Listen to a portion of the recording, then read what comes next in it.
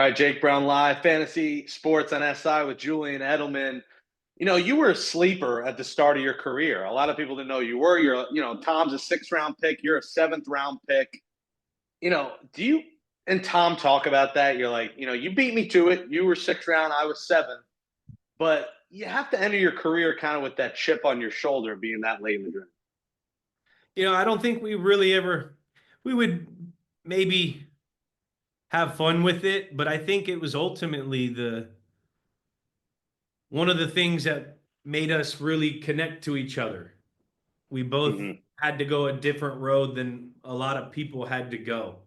And I think that's what brought us into, such a tight relationship because he understood what I was going through at a young football player.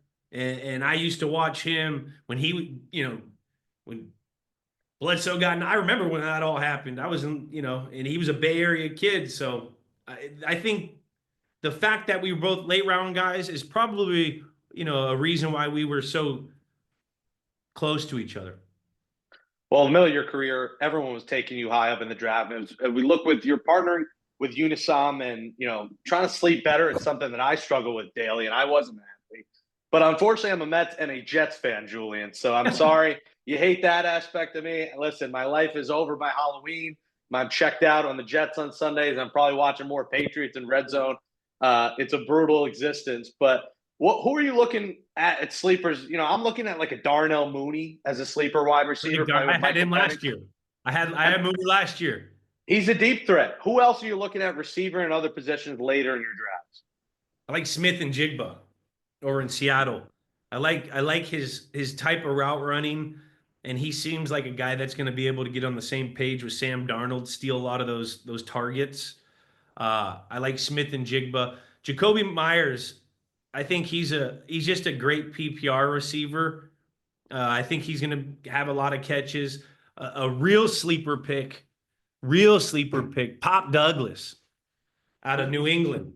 I think that what do you have, like 60, 64 catches last year? I think he got like 88 to 100 catches this year if he stays healthy because, those McDaniels offense love those slots. So, those are some of the guys. You had to go with the Patriot, of course. And does Drake May, is he that dude? Do you see that it factor in him? Obviously, passing, the torch from Brady to Drake May is a tall task to hold. But I mean, the kid had some swagger. He had some moxie, I felt last year. Do you see it? And do you see this guy being a star in this league? I I think we need to manage expectations. I mean, that's what we all naturally want to do. Is this guy going to be a star? Let's just go out and be able to like operate an offense and develop and not make crucial mistakes. I mean, we all listen to how Coach Belichick talked about Brady on one of those interviews where he said one of the greatest things about Tom was he never had a negative play, and that's like the truth. You don't go backwards, good things happen. You have 2nd and 5, you don't take a sack on that 2nd and 5. You're at 3rd and 5. You have like 60% chance of getting that compared to like a 10% chance of getting a 3rd and 15 or a 3rd and 9 or a 3rd and 11 because you took a sack or a negative play. There's like number games in that. So I think if we see Drake may able to be able to, operate the offense, control the protections, know what everyone's doing on his side of the ball, and then go and know what everyone's doing on the other side of the ball. That's a plus. That's growth. So I think if he could do that, take less hits, get that offensive line, create a nucleus of guys that they've drafted. That Trayvon Henderson guy's he looks like he could be a sleeper pick in a league. I think he's going to, have a pretty good year. I like that he has Josh McDaniels. Like, there's a lot of things that I like about it. Last year, he had some good stuff, but they won 3 games. Let's be real. He had some things that looked great, but there's a lot of things that we could work on. You saw spots of it, and you will see spots of it from everyone in this league. It's the guys that consistently do it are the guys that stick around and get to play and become those stars. Well, you mentioned McDaniels. I got to imagine his partner in crime, your old friend at the helm in Vrabel. You got to be fired up for this coaching staff. A guy that obviously you played with for a long time. How you feeling about him coming back home, playing the coming home montage video. He's back. You got to be thrilled. I'm very excited. I mean, Mike Vrabel has a pretty good resume as it is. He's got some experience at this thing. I mean, he had the Tennessee Titans as a number one seed going into the AFC when there was Tom Brady in the AFC. There was a bunch of good players. Patrick Mahomes was in that AFC when they were 15-1. Like, so he knows how to win the game. He has an identity of football that we all remembered when he was a head coach in Tennessee, or even the identity of how he played. He was a tough, smart football player that performed under pressure. And if he can get those kind of things out of his players, it's a slam dunk. Is there a current wide receiver today that reminds you of yourself? Nah, I don't know. I hate saying that, but I'll tell you one that I like watching that does a lot of things that I did as far as being in a whole lot of different spots in the backfield, in the slot, outside.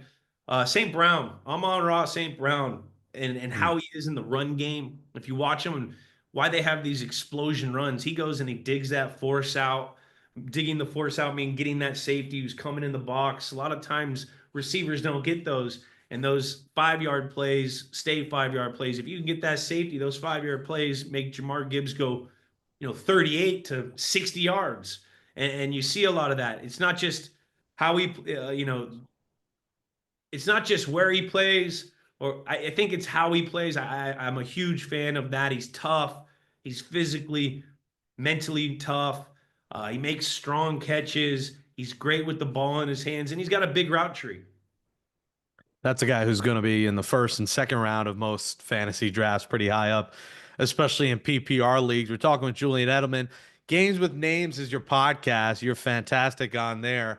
I've done podcasts for a dozen years. I'm curious your favorites, because one of my random favorites for me is like a William Hung, because I grew up loving American Idol, and just those obscure names from when I grew up that I've talked to.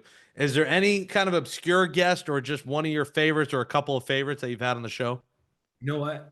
When we had Danny DeVito on, it was like really, really crazy for me because I grew up watching him and everything. I would like 3 nights before I watched him in Matilda with my daughter. He actually wrote that movie and I think directed that movie.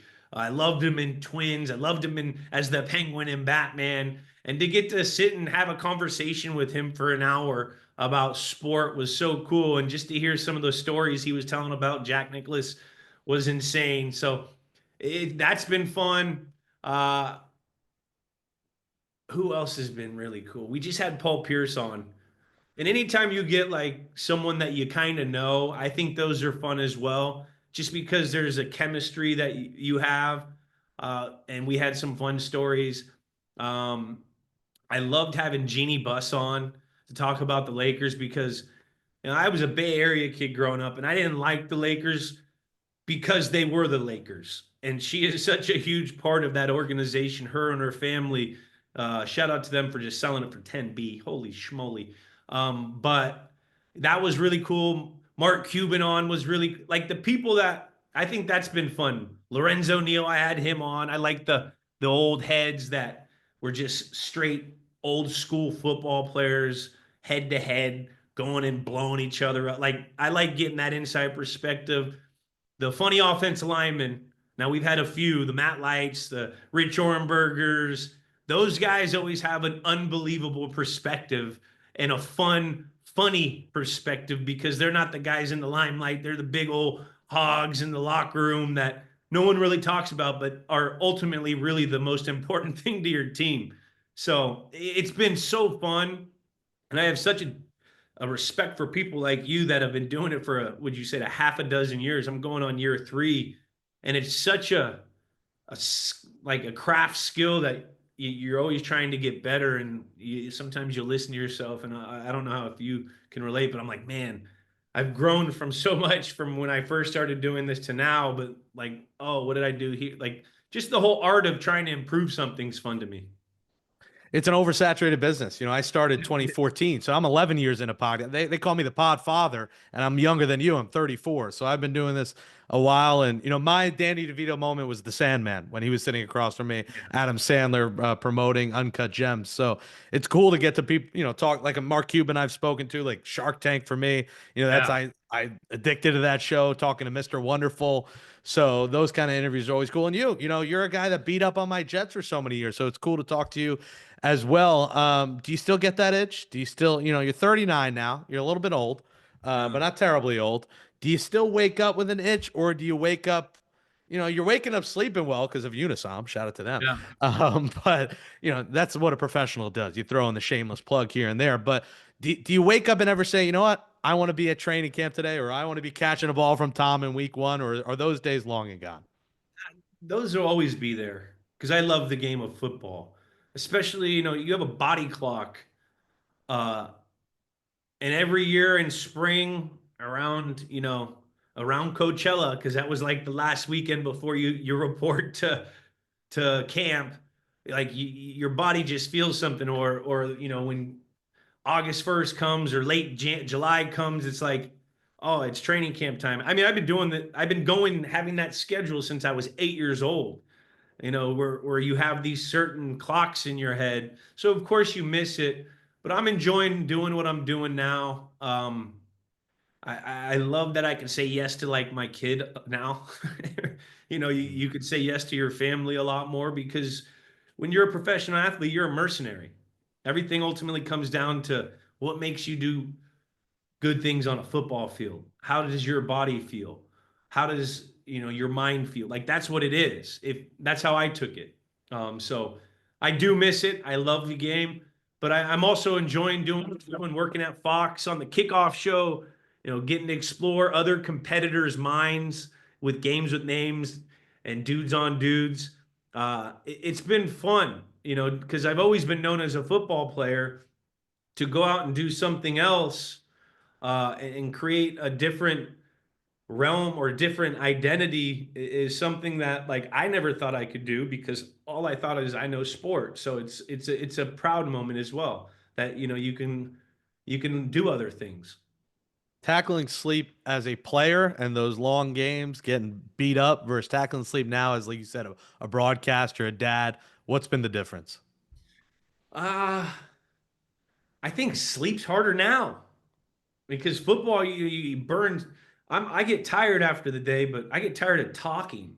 When you're physically tired and emotionally, mentally tired, like I would sleep through the season. You of course you have banged up things here and there that'll keep you up, but when you retire, now you're thinking about what's your kid doing this, that. There's a lot of other things that you're kind of introduced to, um, which you had when you were playing, but there was such a big distraction and all that. So I don't know. I have these sleep tabs from Unisom that help me out, and I don't know if I gave you a bunch of sleeper picks. I even came in when we were going over this saying I'm not going to give them anything because I ultimately partnered up with Unisom because of all those people that have sleepless nights when they're trying to rearrange their fantasy teams.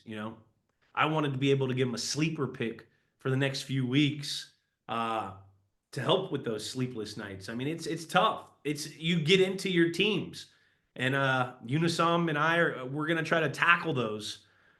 Them with the sleep tabs, me with the sleeper picks that will be shown on my Instagram. So it's been a fun thing. It's been a fun little collaboration. Yeah, I love it. As someone who's sleepless nights as a Mets and a Jets fan, the Mets are driving me literally. I do a show every day about the Mets, so I hear you about talking all day and night. I'm exhausted from talking, from yapping, from live streaming, and I'm hoping Justin Fields can bring me some joy and Aaron Glenn. I like the coaching staff, but I'm sure the Bills are going to win that division as they usually do these days.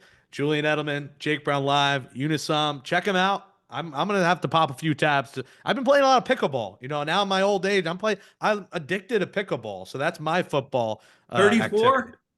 Yeah, 34. I feel 44, but I act 24, but I feel 44, but I am 34, right in between. So Let's go. it's good to chat, man. Appreciate it. All day, Jake.